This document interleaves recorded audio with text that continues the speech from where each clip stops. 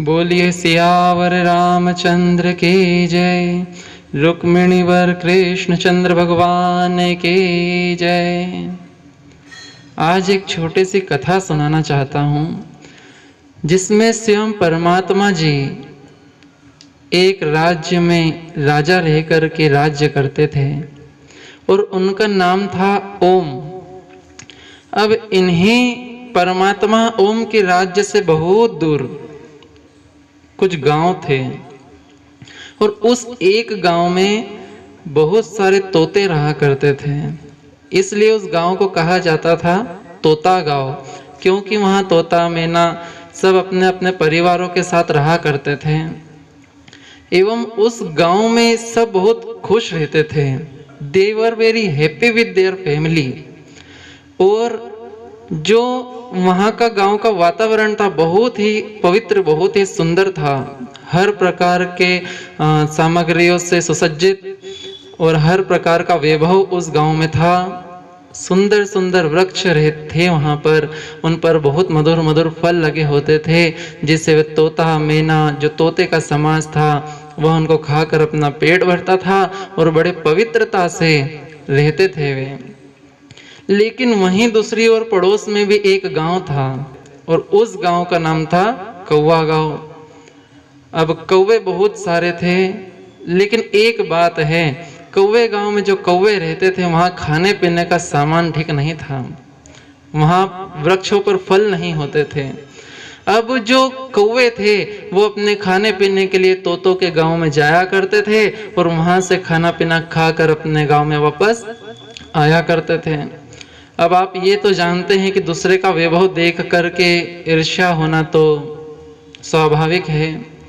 कौवों को तोतों से बहुत ईर्ष्या होती थी, तो कौवों ने क्या किया, एक दिन विचार किया कि क्यों ना इन तोतों से इनका गांव छीन लिया जाए। लेकिन सीधे आक्रमण भी नहीं कर सकते, क्योंकि जो राजा ओम है, परमात्मा राजा है, वह बहुत धार्मिक है और ऐसा कार्य होने नहीं देंगे। तो अब क्या किया जाए।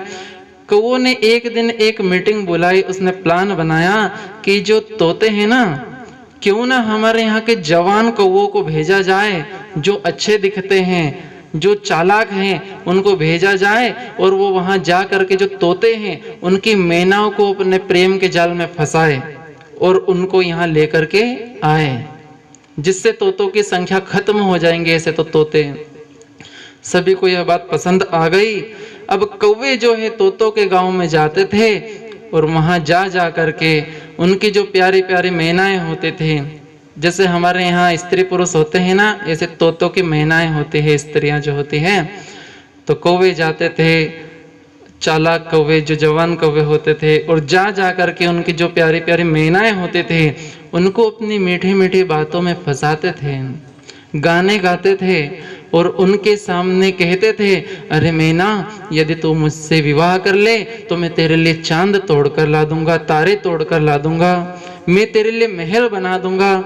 इस प्रकार के झूठे झूठे वादे वो तोते जो थे मैनाओं को अपने प्रेम के जाल में फंसाने के लिए किया करते थे।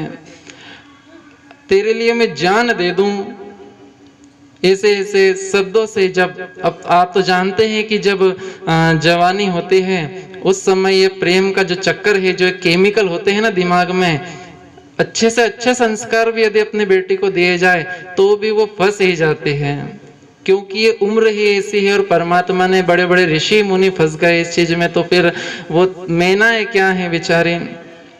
अब कौवे आते थे, मैनाओं को अपने प्रेम के जाल में फंसा लेते थे और फ्रेंडशिप करते थे, दोस्ती करते थे। आप तो जानते हैं स्त्री पुरुष की दोस्ती होगी तो कुछ ना कुछ गड़बड़ झाला तो होना ही है। तोती जो होती थी, मैनाएं जो होती थी, वो कौवों से जब गर्भ धारण करती थी, मित्रता होती थी, गर्भ होना वो भी स्वाभाविक है। अब तोती घबराती, मैनाएं घबराती, अब मैं क्या करूं, अपने माता पिता को कैसे मुंह दिखाऊं।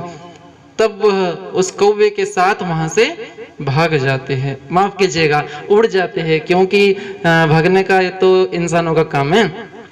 तो उड़ जाया करते थे कौवों के साथ। अब जब वह मैना भाग जाती उस कौवे के साथ, तो जो उनके माता पिता थे, उस मैना के जो तोता तोती उसके माता पिता है, उसके भाई बहन जो परिवार है, वो कहीं भी मुंह दिखाने लायक नहीं रहता, वह कहीं भी घर से बाहर जाने लायक नहीं रहते, क्योंकि समाज क्या कहेगा कि हमारे बेटे जो है वह भाग गई। भूख प्यास सब मिट जाते थे, और ये बात वो मीना कभी नहीं सोचते थे कि मेरा ऐसा कदम उठाने के बाद में मेरे माता पिता का क्या हाल होगा। अब मीना की भी क्या गलती है, माता पिता ने छूट ही इतनी दे रखी है ना। तो अब देखिए, जब इस प्रकार माता पिता जो तोते हैं उनका जीवन तो खराब होता ही होता है, लेकिन साथ ही जैसे ही उस मैना को ले जाते थे तो कौवे अपने गांव में, वहां पर जितने भी जवान कौवे हैं, बूढ़े कौवे हैं, बच्चे कौवे हैं, तुरंत उस पर टूट पड़ते थे, उसको नोच नोच कर खा जाते थे। वह मैना तो सोचते थे, अरे ये तो मुझसे प्रेम करता था इसलिए मुझे यहाँ लाया, लेकिन उससे असली बात वहां जाकर पता चलती जब उसका जीवन समाप्त हो जाता तब। अब देखिए, अब जिन माता पिता की बेटी भाग गई हो, आप सोचो क्या वो कहीं मुंह दिखाने लायक रहते हैं? कहीं मुंह ना दिखा पाते थे, घर से बाहर नहीं निकलते थे। जिसकी बेटी भाग जाती तब जा करके वो महीने 2 महीने में जो उसके माता पिता भाई बहन है वो अपने प्राण त्याग देते थे। अब ऐसा बहुत होने लगा। कौवे आते मीना को वहाँ अपने मीठी मीठी बातों में फंसाते। बेचारी मीना की कोई गलती नहीं थी, क्योंकि उसके माता पिता ने कभी समझाया ही नहीं था कि प्रेम क्या होता है। ये सब मानसिक केमिकल जो दिमाग में बनते हैं, जो गंदगी दिमाग में पलती है, उसका यह नतीजा होता है। लेकिन माता पिता ने कभी समझाया नहीं, बेटी को दोष देने लगते थे। एक दिन की बात है, जब ये अधिक मात्रा में मीनाएं भागने लगी, उस समय सभी तोतों ने विचार किया, जो बड़े बूढ़े तोते थे, कि अरे ऐसे तो हमारा गांव का गांव नष्ट हो जाएगा, हमारा समाज, हमारी जाति, हमारी नस्ल खत्म हो जाएगी। तब सभी बड़े बड़े जो तोते थे उन्होंने विचार किया कि अब क्या किया जाए। तो एक बुजुर्ग ने कहा, आचार्येण सह चर्चाम करो, तो कि जाओ और अपने जो आचार्य लोग हैं, हमारे जो गुरु लोग हैं, उनसे जा करके चर्चा कीजिए, वो कोई ना कोई रास्ता तो अवश्य निकाल लेंगे। अब जब बड़े लोगों तक यह बात पहुंची, उस समय पंचायत बिठाई गई। अब राजा ओम तो बहुत धर्मात्मा थे, परमात्मा का ही अवतार थे, उनका नाम ही ओम था। उन्होंने वहां पर सबकी बात सुनने की क्या किया जाए, उनसे कहा कि हमारी जो तोती है वो तो भाग जाती है। तो परमात्मा ने कहा कि कन्या को अधिकार है अपने मनपसंद वर चुनने का।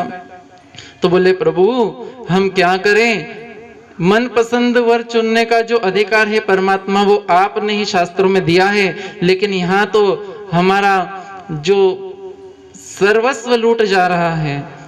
भगवान भी समझ गए, मुस्कुराने लगे और कहने लगे, हाँ ये अधिकार कन्याओं को दिया गया है, लेकिन इसमें माता पिता की भी मर्जी आवश्यक होती है। उस समय भगवान ने एक निर्णय दिया कि देखिए, आज के बाद जिसकी भी कन्या जो मैना है अगर किसी भी कौवे के साथ भागती है, जाती है, तो उस मैना के माता पिता को, भाई बहन को, मामा मामी को, बुआ फूफा को, जो भी उनके परिवार में है, और उस कन्या का जो गुरु है उसको सबसे पहले, ये तो सही है ना, गुरु ने अच्छे से सिखाया नहीं तभी तो भागी वो।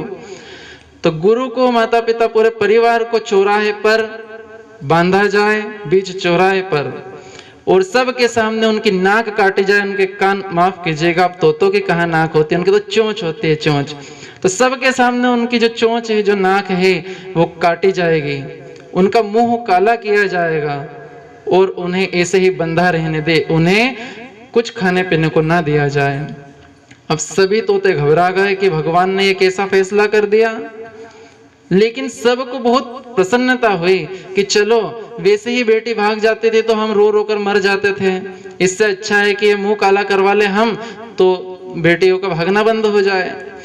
उस समय अब किसी की भी बेटी भागते थे किसी कौवे के साथ में, तो चौराहे पर ले जाते थे, उसके पूरे परिवार को बांध दिया जाता था, मुंह काजल से काला किया जाता था, उसके नाक कान काट दिए जाते थे, और उसे भूखा प्यासा ही मरने के लिए छोड़ दिया जाता था। अब इस चीज से जो तोते का समाज था बहुत डरने लगा, अरे कहीं हमारी बेटी ना भाग जाए, हमारी मैना उड़ ना जाए। तो अब पहले जो उस बेटी को कोई पूछता नहीं था, अब सभी अपने अपने बेटे से प्रेम करने लगे। रिश्तेदार, परिवार वाले किसी और की खैर खबर पूछे ना पूछे, पहले सबसे पहले जाकर के उसके मैना कैसी है, तुम्हारी जो छोरी है जवान लड़की हो चुकी है कैसी है, उससे प्यार से बात करते थे परिवार वाले। आपको पता है जिस समय जवान हो जाते हैं ना इंसान, या फिर तो हर इसमें ऐसा होता है, उसको यदि अकेला महसूस होता है, यदि उसको प्रेम नहीं मिलता परिवार का, तो फिर तो वो बाहर कहीं ना कहीं प्रेम ढूंढेगा ही सही, और कहीं ना कहीं गलती में गलत जगह फंसेगा ही सही। तो अब जो मैनाएं होती थी, उनके जो तोते भाई होते थे, वो अपनी बहनों से बहुत प्रेम करते थे, माता पिता अपनी बेटियों से बहुत प्रेम करते थे, सास ससुर अपनी बहू से बहुत प्रेम करते थे, कहीं हमारी माँ बहन बेटी बहू किसी कौवे के साथ भाग न जाए। तो अब सब उनसे प्रेम करते थे, बहुत ध्यान रखा करते थे। और 3-4 घटना और हुई थी, तब वह सजा जब दी उनको, माता पिता को, सबको दी जाती थी, तो जब मैनाएं देखती थी कि अरे हमारे गलत कदम उठाने से कहीं हमारे माता पिता की नाक न कट जाए, कहीं समाज में मुंह दिखाने लायक ना रह जाए, हमारे माता पिता जो सभी को जो इनसे आज्ञा प्राप्त करके काम करते थे, वो कहीं छोटे छोटे लोग हमारे माता पिता के सामने आकर कुछ कह ना दे, हमारे माता पिता की इज्जत ही सबसे बड़ी है। ऐसे सोच करके जो मैनाएं थी अपने माता पिता के प्रेम से बहुत खुश थी, बड़ी प्रसन्न थी कि पहले तो देखो हम पे कोई ध्यान नहीं देता था, माँ अपने काम में लग जाती थी जो तोती है, और जो तोता है मेरा पिता वो कहीं काम पे चले जाया करता था, उड़ जाया करता था और शाम को आता था, और मैं दिन भर अकेले बैठे बैठे कौवे के साथ प्यार भरी बातें करती थी। अरे मैं अपने तोतों से ही विवाह करूंगी, अपने कौवों से विवाह नहीं करूंगी। सभी तोतियों को यह, सभी मैनाओं को यह बात पसंद आई, और उस जब परमात्मा ने जब वह फैसला दिया, उस दिन के बाद से कोई भी मैना, कोई भी तोती किसी भी कौवे के साथ नहीं भगी। क्यों नहीं भगी? क्योंकि अब सारा परिवार उससे प्रेम करता है और वे बहुत प्रसन्न हैं अपने परिवार में, और कौवों का भी आना जाना बंद अब उस गांव में करवा दिया राजा ओम ने। नहीं आओगे, क्यों? क्योंकि हजारों तोतियों को ले जाकर मैनाओं को प्रेम जाल में फंसा करके उन्होंने नोच नोच कर खा लिया था। यह कथा मनोरंजन के लिए है, भगवान परमात्मा ओम की यह कथा है, आप सबने सुनी, और मैं चाहता हूं कि इस कथा के बहुत सारे भाग बनाऊं। ये तो मैंने पूरी रामायण लिख रखी है इस पर, लेकिन अब छोटे से वीडियो में मैं कितना बोलूं। यदि आपको पसंद आई हो यह भगवान ओम की कथा, तो ऐसी ही भगवान ओम, इसके बीच में बहुत सारी बातें हैं जो मैंने इस छोटे से वीडियो में बोल नहीं पाया हूँ। मैं अलग अलग बहुत सारे वीडियो इस पर बनाना चाहता हूँ। यदि आपको पसंद है, यदि नीचे जो दे रखते हैं ना लाइक और डिसलाइक के लिए, यदि आपने इसको लाइक किया, ज्यादा लोग यदि लाइक करेंगे तो मैं इसको और वीडियो बनाऊंगा इसी चीज पर, और यदि कम लोग लाइक करेंगे, डिसलाइक ज्यादा होंगे, तो फिर इस चीज पर वीडियो नहीं बनाऊंगा और ये वीडियो भी मैं डिलीट कर दूंगा। देखिए,